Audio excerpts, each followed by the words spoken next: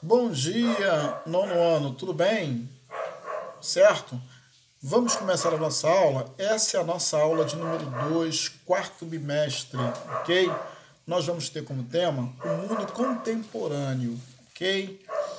Na página 216, página 216, a partir desta página, nós vamos trabalhar como é que o mundo contemporâneo se revela pós Segunda Guerra Mundial. Né? A gente sabe que pós Segunda Guerra nós tivemos duas potências que se destacaram, né, na questão da guerra, os Estados Unidos e a União Soviética.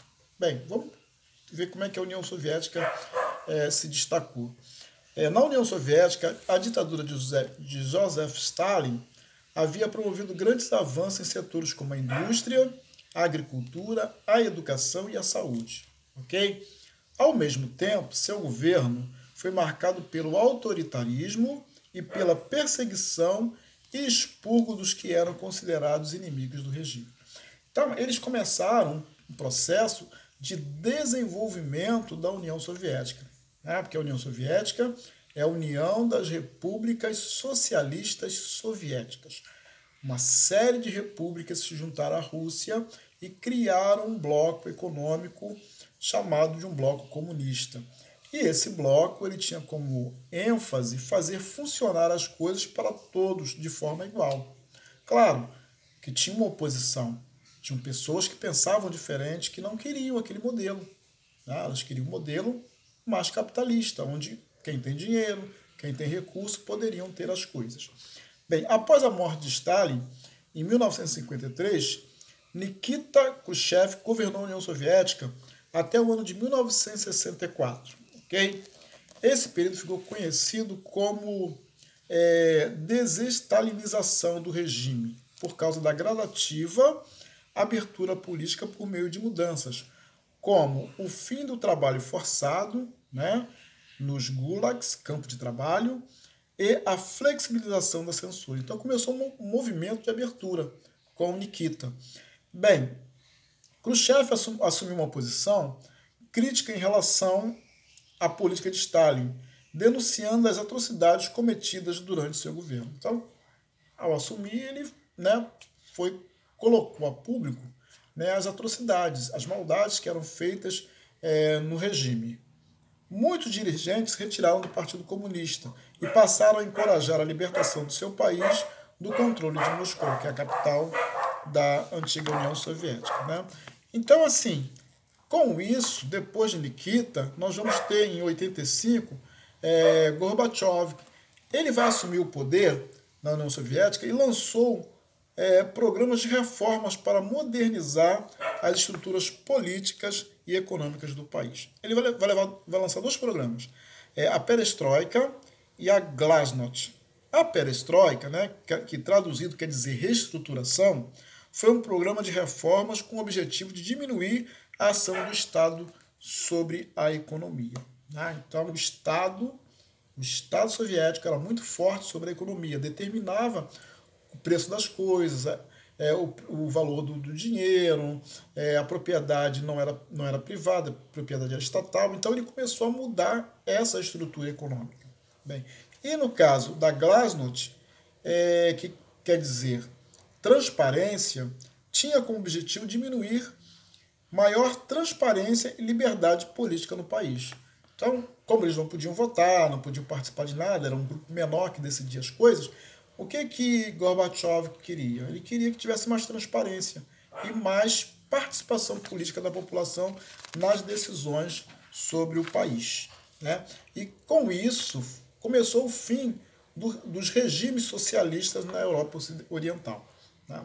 Entre o final de 80 e o início da década de 90, como o enfraquecimento do poder da União Soviética, diversos países socialistas do leste europeu, como a Hungria, a Polônia, a Bulgária, iniciaram um processo de transição para o sistema capitalista. Então, esses países começaram a dar o pontapé inicial. Eles não queriam mais ser socialistas. Então, eles partiram para o capitalismo, começaram uma série de mudanças.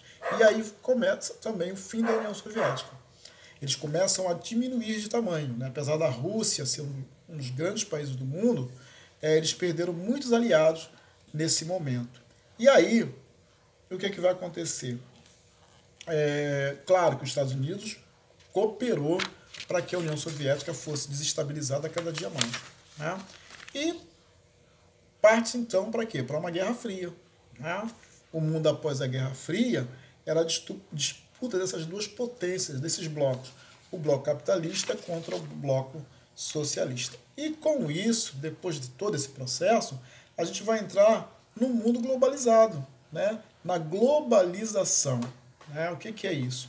É que já não há mais barreiras, né, entre os países. Existe mais liberdade de negociação. Né? A moda, a cultura, ela passa a ser globalizada. E um dos instrumentos para isso é a internet. A internet favorece a globalização, porque em todo momento a gente começa a ver as coisas de outros países e eles também veem os nossos produtos de forma muito mais rápida. Né? E esses efeitos da globalização, né, muitos especialistas acreditam que, de modo geral, o processo de integração global gera riquezas para os países desenvolvidos. No entanto, os resultados desse processo atingem de maneira desigual a população mundial.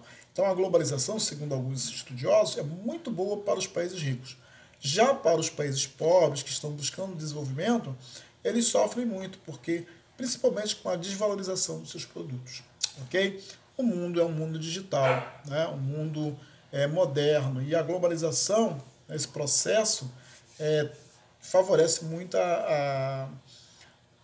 o avanço da internet sobre todos os demais países. O mundo passa a ser conectado. As pessoas estão online, vivem, acordam, dormem, e sempre antenados na questão da globalização e do que está acontecendo em outros lugares. Né? E claro, e com isso vai acontecer vários problemas, né?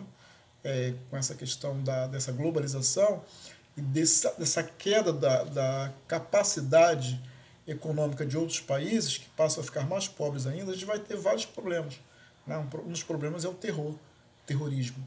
Né? Com tanta influência dos Estados Unidos sobre os países do Oriente Médio, isso faz com que alguns grupos, né, de terror, políticos de terror, façam ações contra os Estados Unidos. Um dos problemas foi a queda das Torres Gêmeas, né, em Manhattan, e com isso os Estados Unidos passam a ter mais controle sobre a entrada de pessoas no país. Ok? E claro, os Estados Unidos escolheram como inimigos, né, as pessoas do Oriente Médio. Né? As pessoas achando que todo islâmico, todo muçulmano é um terrorista. Então eles atacam a religião, eles atacam as pessoas, achando que as pessoas são homem-bombas, mulheres-bomba, etc. E tal, né? Com isso, fortalece a ideia de blocos, né? O bloco da União Europeia, o Mercosul, né? E com isso tudo as pessoas começam a disputar muito mais a questão econômica do que alguns anos atrás. Ok? Pessoal, estudem, se preparem. Gostaria que vocês fizessem as atividades da página 231, a número 1, a número 3 e a número 4. Ok? Quando nós voltarmos, eu estarei olhando todos os livros, todas as atividades, para que a gente possa assim, ter um final de ano, quarto trimestre, excelente, todo mundo com nota boa, todo mundo passando de ano. Valeu? Fique com Deus. Até a próxima.